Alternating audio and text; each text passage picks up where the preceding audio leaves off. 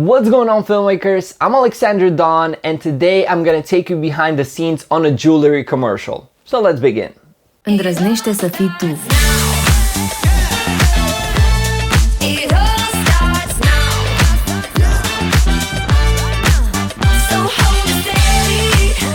Fii autentică și poartă bijuteriile potrivite fiecărui moment.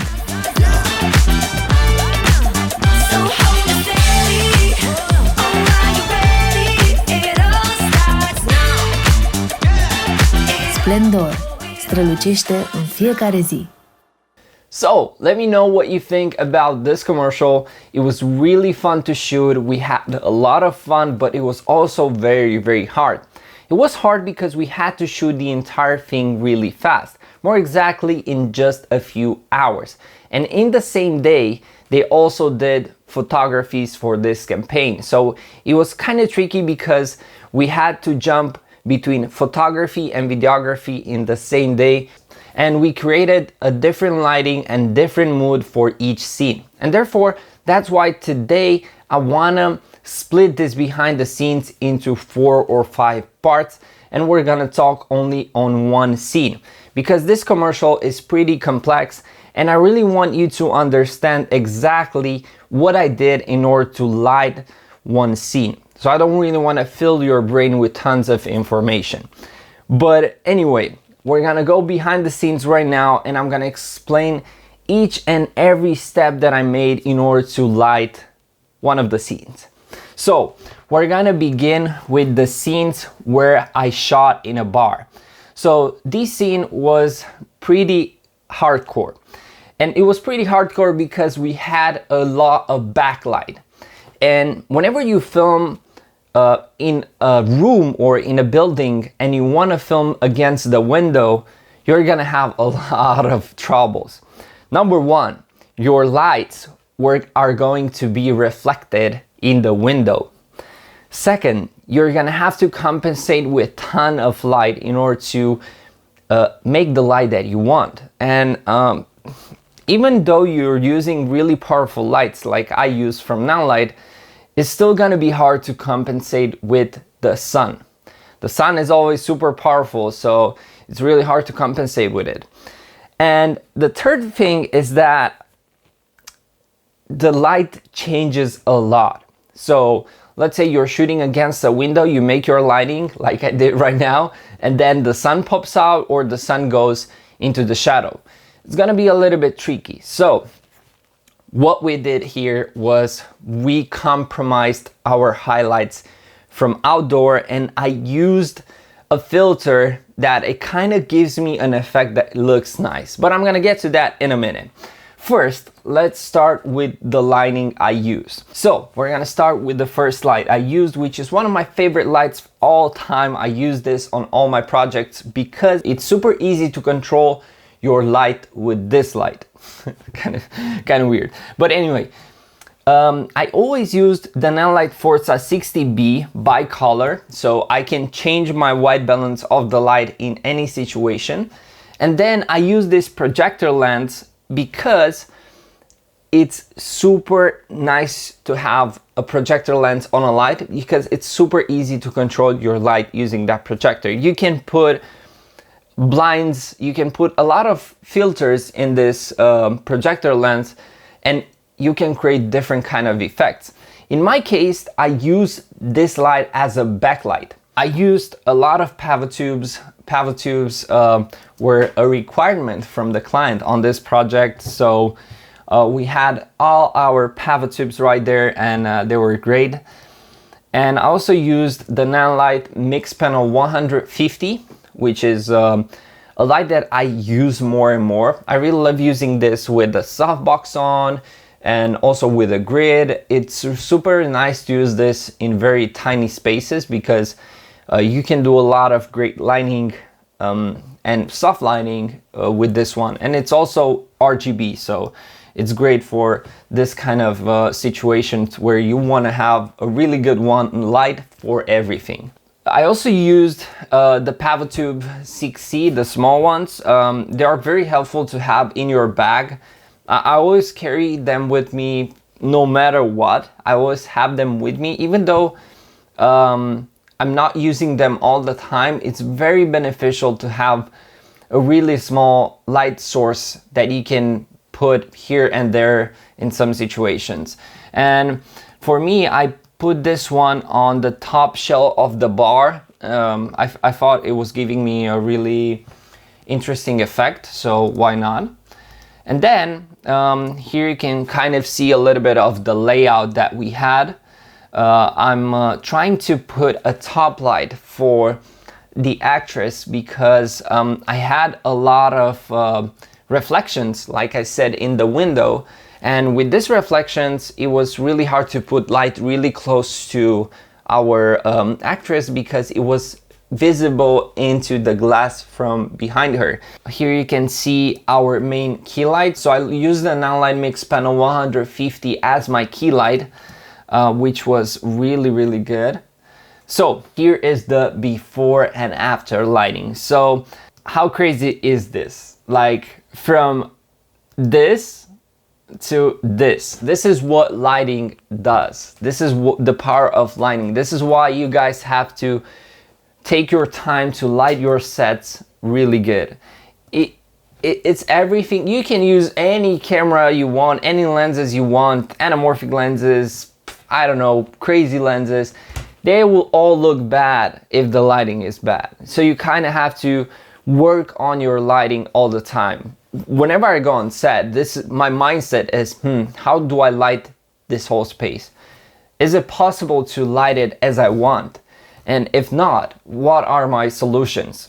This is how I usually think. By the way, we're getting to the what camera I use part. And you will see that I use the Sony Fx6 with the 50mm f1.2 all the time lately. And it looks great. I don't want to complicate my workflow with different kind of big bulky cinema lenses or with a focus puller or something like that. I just want to be super efficient and I want to be creative in lighting because this is where you're gonna see a difference in quality. But anyway, I used a Dream FX filter from Princeless Effects, and that filter is a little bit too powerful, but it kind of looks cool. You kind of don't have to do any more post-production on the skin and face because it blurs out the skin really beautiful. As you see, her skin looks flawless, and that's because of the filter. If I didn't use filter, you would see everything on her face, like real dots, real freckles, or anything like that. So this filter smooths out skin really good. So let me show you my lighting diagram. So what I did is, let's first make the setup. So here is our table, here is our actress, here is the bar, here is our camera. I put my pivot tubes here in the back. So I have 4 pivot tubes, and these pivot tubes are on a different color. They are, let's say, blue.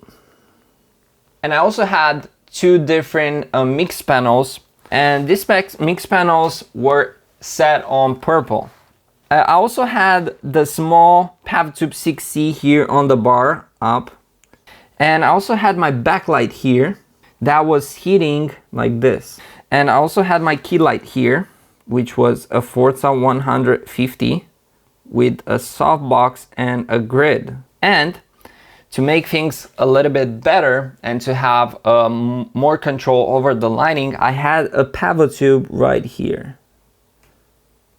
on the same color as the mix panel, and it was giving me light on the subject really beautiful. I kind of made the whole lighting in a way that it's good from any angle she stays, so I don't have to change the lighting.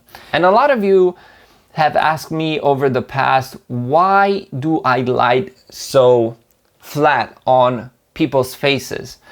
And that is because over my experience and during the course of a lot of years of work, I realized that women don't really like cinematic lighting.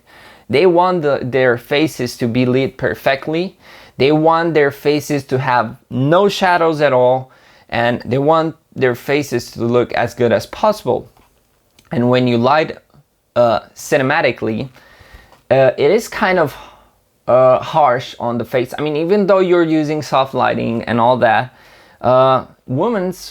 like girls, will still not be pleased with how their faces looks in a cinematic lighting environment. Of course, if you're shooting something that is narrative, like a movie or a short film or something like that, it's a different story. But if you're shooting a beauty commercial, you're gonna want to have perfect lighting on women's faces. But anyway, I shot everything handheld, and I gotta say the Sony Fx6 is kind of crazy when it comes to how stable it feels in the hand. And I've said this in the past, if your camera has bad rolling shutter, you're gonna have bad handheld shots. But Sony Fx6 has a really fast rolling shutter. It's so smooth to film handheld. And as you can see, some of the shots look that they are shot from a gimbal or something like that. So I'm on 50 millimeters and I'm moving and doing all sorts of things, and the camera looks stable. For example, the behind the scenes are shot with the A7 IV, which doesn't have such a good rolling shutter, and as you can see, it's a little bit shaky. But anyway, handheld shots for me are the best thing ever. I always love to shoot handheld, so for me it's very beneficial and it's very fast. You're kind of removing the gimbal's issue of having to calibrate a gimbal, having to anticipate the gimbal movement. So while filming handheld, you're obviously more connected with the camera. So I had some shots where I did this interesting effect, and to do this I used my Vaxxis filters. Let me show you which ones. The really nice filters from Vaxxis. This one is 2x diopter. This one I didn't use it, but I used the other one. Let me show you. This is a kaleidoscope and it's really nice. Check it out. Woo. Super crazy. So I used this one for a couple of shots. I thought it was looking pretty interesting, and I don't know, I had a little bit of fun. And then at the end we had a confetti shot that was a little bit tricky because we only had 2 chances of getting this right. So that's why I chose to use a second camera. And I had the second camera on a gimbal and was operated by my first AC Ciprian, which you should follow on Instagram. We shot this from 2 angles, so I have I'm getting the shot no matter what, but I had the different angle be a little bit more wide in case I want to use a wider angle. So I think it looked pretty cool. I love the shots and I love how they turned out, and here you can see us checking if we got the shots right, and as you can see we didn't, so we kind of had to go one more time. So we had to collect all the sparkles from the ground and reuse them, and it was quite interesting, but we got the shot right at the end. But anyway guys, this was getting a little bit long as you can see, but that's why I wanted to create more parts so I can focus on each part and each scene more and go into more detail. But if you guys have any questions regarding this scene and this review or this behind the scenes, please let me know down in the comments, and I'll be very happy to respond and help you out with any information you want. Also, excuse my lighting from today. It was kind of sunny and cloudy and I couldn't like manage the sun. I'm at home and all my lights are at the studio. But yeah, also guys, it's been such a long time since I have posted, and I feel like you guys have missed a lot of things about what's going on. and I'm gonna keep you updated with a vlog. I'm gonna try and do a vlog where I show you all the new crazy stuff that I got. It's gonna be pretty interesting. So thanks a lot for watching. Make sure to subscribe, and until next time, go out there, shoot some epic content and have fun. Cheers.